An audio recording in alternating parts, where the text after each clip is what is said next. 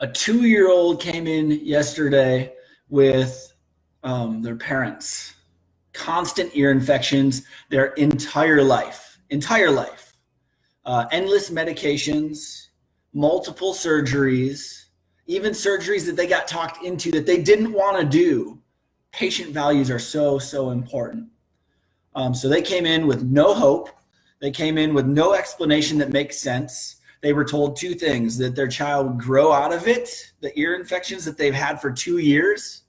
And the reason that they were there was because the tubes, the inner ear tube, is horizontal. And so fluid can't drain. How many kids are born with horizontal ear tubes? Every single one, right? So if that was the case, every single kid ever born would have chronic ear infections. That's not the case. That's not the truth. So we started digging in a little bit more, and really mom started asking and sharing what her thoughts were, and she was questioning, will my child ever be healthy? Man, there's something wrong. I know there's something wrong. It doesn't make sense that when my child's immune system isn't working now, how it could work when they're older. So how can they grow out of it? And honestly, it made her feel crazy, as I imagine it makes a lot of our parents feel crazy. It made her feel like a bad mom. So she started crying, physically crying in our office, because she knew there's something wrong and she wasn't getting an answer.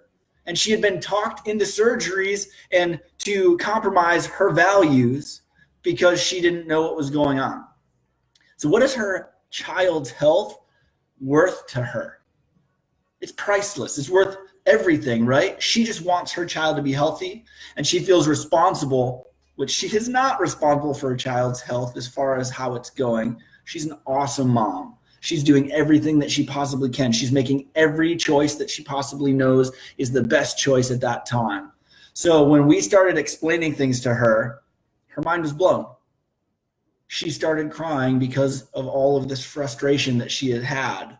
So when a child's ear, nose, throat drainage system is unplugged from the brain, it's disconnected, hanging on by a thread from the brain, how can it possibly work properly?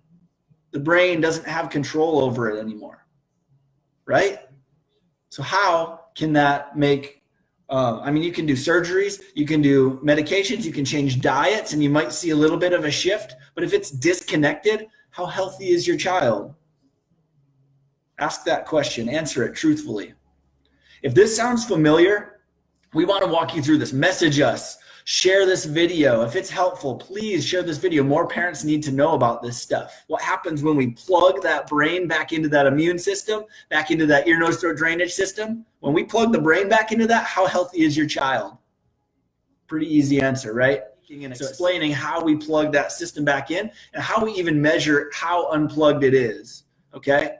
We will give you a recommendation no matter what the case is, whether it is plugged in or not plugged in. But we just want you to understand what in the world is going on with your child so you don't feel crazy, because you're not.